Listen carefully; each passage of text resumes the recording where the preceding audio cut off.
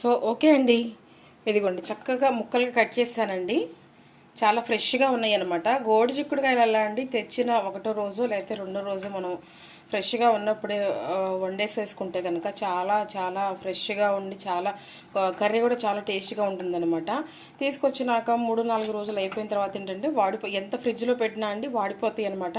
అప్పుడు మనం ఫ్రైలా చేసుకుని తింటే చాలా బాగుంటుందన్నమాట. సో ఇదిగోండి ఇలా కట్ చేసేసేసానండి చిక్కుడుకాయలు చక్కగా.